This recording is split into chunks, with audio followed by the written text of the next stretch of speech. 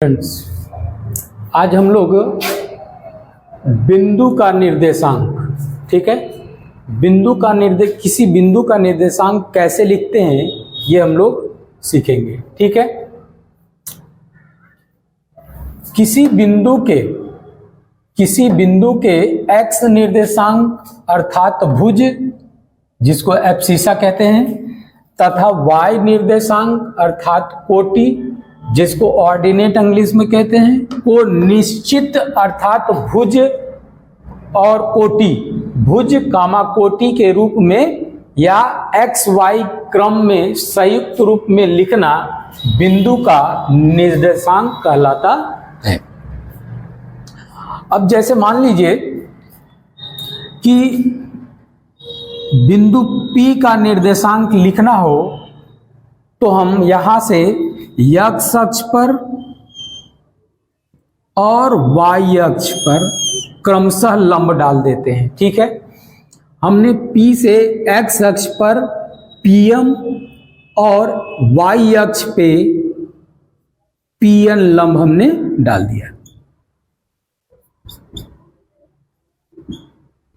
ठीक है, तो मूल बिंदु से या y अक्ष से इस बिंदु की दूरी कितनी है, तो इसको हम लोग x मान लेते हैं कि x दूरी पर है। ठीक है, और x अक्ष से y दूरी पर है। ठीक है, तो इस बिंदु का निर्देशांक क्या हो जाएगा, x, y। चूंकि हम लोग किस क्रम में रखते हैं, भुज और कोटि के क्रम में रखते हैं। तो भुज हमारा x हो गया और कोटि कितना हो गया, y। तो इस बिंदु का निर्देशांक कितना हो जाएगा, x, y। इसी प्रकार हम किसी भी बिंदु का निर्देशांक लिख सकते हैं। जैसे ये प्रथम चतुर्थांश में था इसलिए यह प्लस और प्लस है। अब ये मान लीजिए कि द्वितीय चतुर्थांश में यह बिंदु स्थित है, मान लीजिए Q है, तो Q से हम क्या करेंगे, Q से y अक्ष पे लंब डाल देंगे और x अक्ष पे लंब डाल देंगे। ठीक है, तो ये जो भुज होगा वो भुज का मान माइनस में होगा, तो मान लीजिए माइनस x दूरी है, y अक्ष से इस बिंदु की दूरी माइनस x है, और x अक्ष से ऊपर की ओर है तो y का मान धनात्मक होगा। तो इस बिंदु का निर्देशांक कितना हो जाएगा, -x, y। ठीक है, इसी प्रकार मान लीजिए तृतीय चतुर्थांश में कोई बिंदु स्थित है R, इस बिंदु का निर्देशांक लिखना है तो यहां से इस पर लंब डाल दीजिए और इस पर लंब डाल दीजिए। x अक्ष से दूरी को हम लोग y कहते हैं, तो x अक्ष के नीचे है इसलिए -y होगा, और x अक्ष चूंकि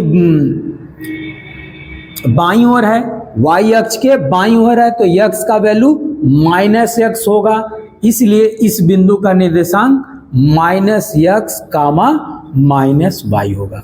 भुज का मान -x हो गया और कोटि का मान -y, तो बिंदु R का निर्देशांक -x और -y हो जाएगा। अब मान लीजिए कि कोई बिंदु S है जो चतुर्थांश में स्थित है, तो इस बिंदु से y अक्ष पे लंब डाल दीजिए और x अक्ष पे लंब डाल दीजिए। ठीक है, जब ये लंब डाल देंगे तो ये देखिए x भुज का मान धनात्मक होगा क्योंकि y अक्ष के बाईं ओर दाईं ओर है।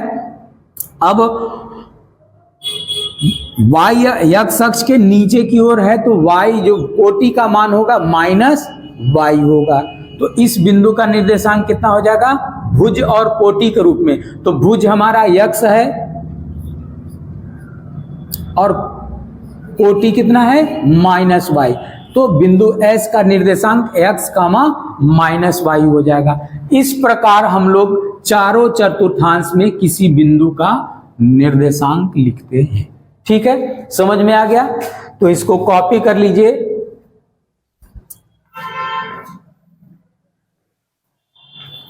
आज के सेशन में हम लोग निर्देशांकों के चिन्ह परिपाटी देखेंगे। ठीक है।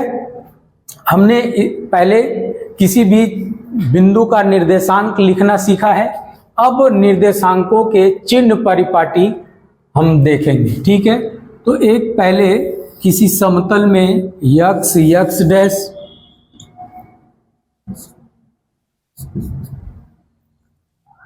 Y Y dash, X X dash Y Y dash, दो क्षैतिज रेखा और ऊर्ध्वाधर रेखा खींच लेते हैं, जिसको यक्स अक्ष और वाई अक्ष कहते हैं। ये दोनों रेखाएं किसी समतल को 4 बराबर भागों में विभाजित करती है, जिसको हम लोग चतुर्थांश कहते हैं। इसको प्रथम चतुर्थांश कहते हैं, इसको द्वितीय चतुर्थांश कहते हैं,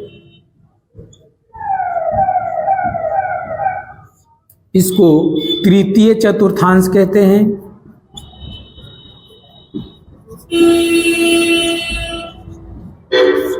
इसको चतुर्थ चतुर्थांश कहते हैं, ठीक है। अब हमने देख लिया कि ये X X dash Y Y dash किसी समतल को 4 बराबर भागों में विभाजित करती है और प्रत्येक भाग को वामावर्त दिशा से प्रथम चतुर्थांश, द्वितीय चतुर्थांश, तृतीय चतुर्थांश और चतुर्थ चतुर्थांश कहते हैं।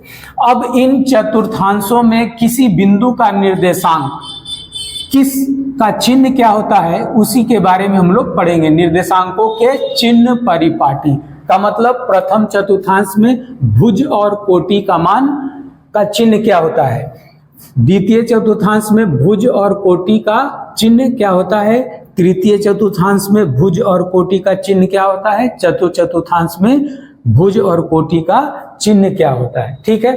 तो प्रथम चतुर्थांश में भुज का मान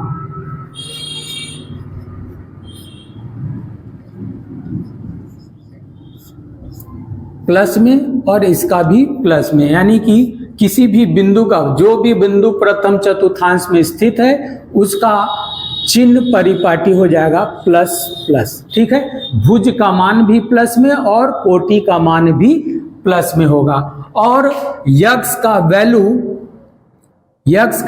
0 से बड़ा और वाई का वैल्यू भी 0 से, यदि वाई का वैल्यू यक्स का वैल्यू 0 से बड़ा और वाई का वैल्यू 0 से बड़ा है तो मस्ट है कि वो प्रथम चतुर्थांश में स्थित होगा। जैसे मान लीजिए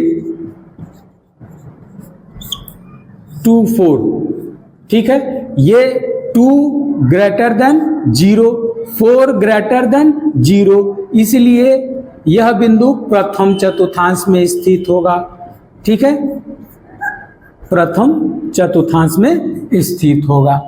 अब दूसरे चतुर्थांश में x का वैल्यू 0 से छोटा, x का वैल्यू 0 से छोटा और y का वैल्यू 0 से बड़ा होगा, यानी कि x का वैल्यू 0 से छोटा है तो भुज का मान माइनस में होगा और कोटि का मान प्लस में होगा, यानी ये माइनस और ये प्लस, तो बिंदु का निर्देशांक किस रूप में होगा, माइनस और प्लस के रूप में होगा, ठीक है। अब तृतीय चतुर्थांश में यक्स का वैल्यू 0 से छोटा होगा और y का वैल्यू भी 0 से छोटा होगा। तो जब यक्स का वैल्यू 0 से छोटा, y का वैल्यू भी 0 से छोटा है, तो इसका मतलब भुज का मान भी माइनस में और कोटि का मान भी माइनस में होगा, ठीक है। तो किसी बिंदु का निर्देशांक किस फॉर्म में होगा, माइनस कामा माइनस के रूप में होगा, ठीक है। अब एग्जाम्पल के लिए मान लीजिए, जैसे इसमें एग्जाम्पल देख लीजिए कि -2 4, ठीक है, इसमें जो हो जाएगा -2 -4, ठीक है। अब चतुर्थ चतुर्थांश में यक्स का वैल्यू 0 से बड़ा और y का वैल्यू 0 से छोटा होगा, ठीक है, तो भुज का मान तो धनात्मक हो जाएगा और कोटि का मान ऋणात्मक हो जाएगा। ठीक है, ये प्लस में और ये माइनस में। इस प्रकार किसी बिंदु का निर्देशांक प्लस कामा माइनस के रूप में होगा। एग्जाम्पल के लिए देख लीजिए, यानी जो चिन्ह होगा चतुर्थांश में प्लस कामा माइनस के रूप में होगा। और एग्जाम्पल देख लीजिए, ये हो जाएगा 2 कामा माइनस 4। ठीक है, इस क्रम में आपका चिन्ह परिपाटी है। इस क्रम को आप लिख लीजिए, याद कर लीजिए। ठीक है, इसको इधर भी देख सकते हैं एग्जाम्पल के रूप में। इसमें हो जाएगा -2 और -4 और फॉर्म क्या हो जाएगा माइनस कामा माइनस। ठीक है, इसको कॉपी कर लीजिए।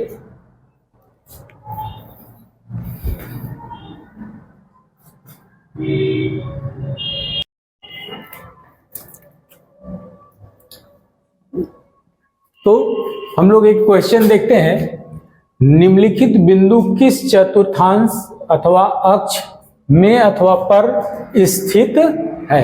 यानी जो बिंदु दी गई है वो किस चतुर्थांश में स्थित है या किस अक्ष पर स्थित है, बताना है हमको। ठीक है, तो हम पहले चतुर्थांश बना लेते हैं।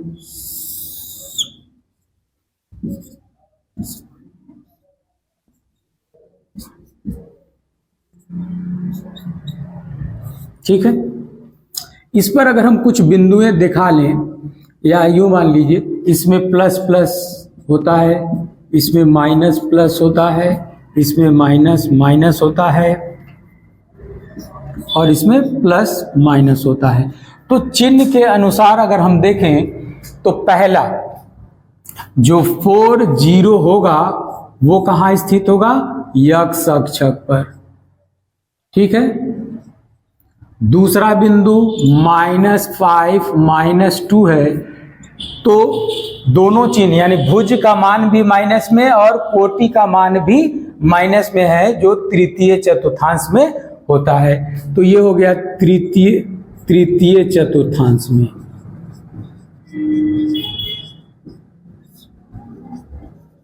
अगला बिंदु है 6 2 6,2। तो देख रहे हैं कि दोनों ही प्लस में है, भुज का मान भी प्लस में और कोटि का मान भी प्लस में है। तो ये प्लस प्लस साइन किस में होता है, प्रथम चतुर्थांश में। तो यह बिंदु किस चतुर्थांश में स्थित होगा, प्रथम चतुर्थांश में।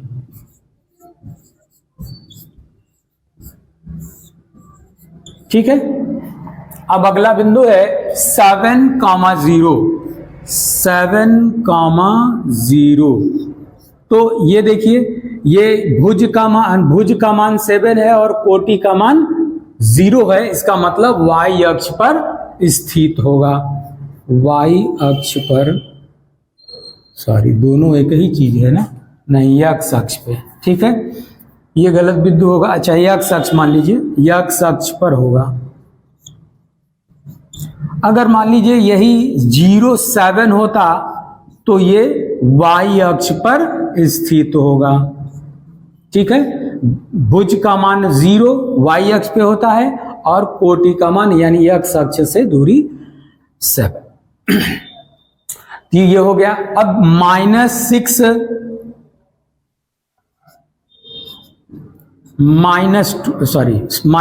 और 2 किस चतुर्थांश में होगा, तो यह द्वितीय चतुर्थांश में स्थित होगा। भुज का मान द्वितीय में माइनस और कोटि का मान प्लस होता है, इसलिए यह द्वितीय चतुर्थांश में स्थित होगा।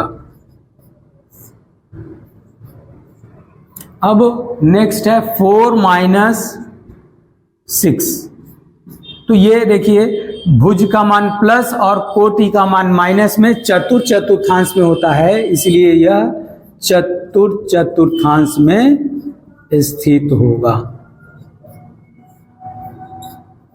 ठीक है, समझ में आ गया, इसको उतार लीजिए।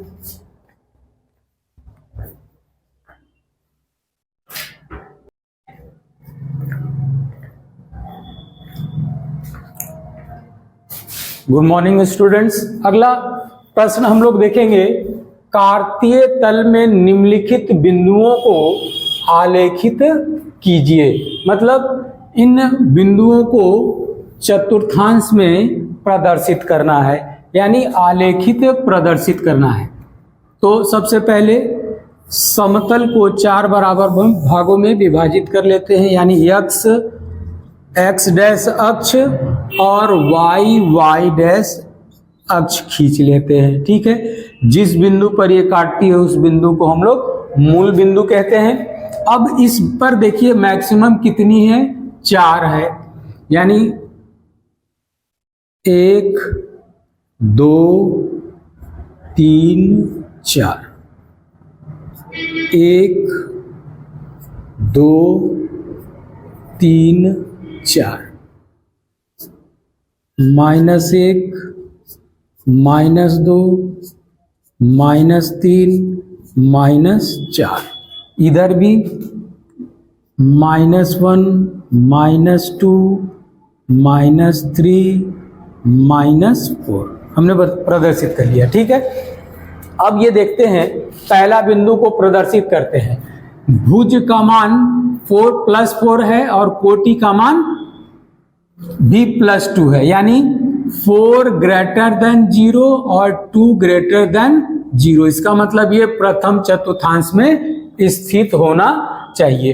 तो 4 > 0 इसका मतलब OX अक्ष पे प्रदर्शित करेंगे। तो 1 2 3 4, यहां से एक लाइन ऐसे खींचेंगे और 2 > 0 इसका मतलब X अक्ष के ऊपर Y अक्ष पे OY पे प्रदर्शित करेंगे। तो 1 2 इस लाइन को आगे पीछे ऐसे बढ़ाएंगे। ठीक है, जहां ये रेखाएं एक दूसरे को काटेंगी उस बिंदु का निर्देशांक 4 2 होगा।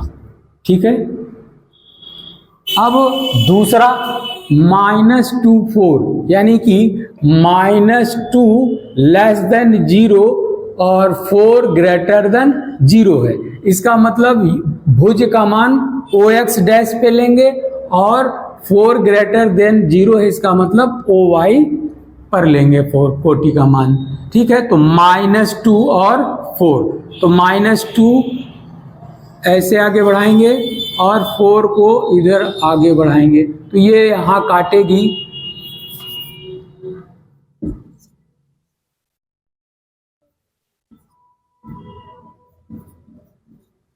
तो इस बिंदु का निर्देशांक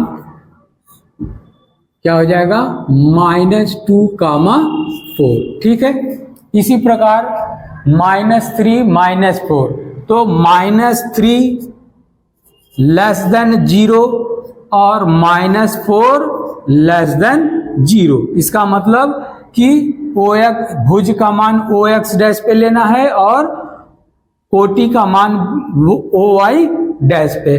तो कोटि पे OX डैश पे कितना लेंगे, -3, तो -3 से एक रेखा ऐसे खींचेंगे और कोटि का मान -4 OY डैश पे लेंगे, तो -4 ये हो गया। तो यहां से ऐसे लाइन खींचेंगे, जहां ये रेखाएं एक दूसरे को काटेंगी वही उस बिंदु का निर्देशांक -3 और 4 होगा।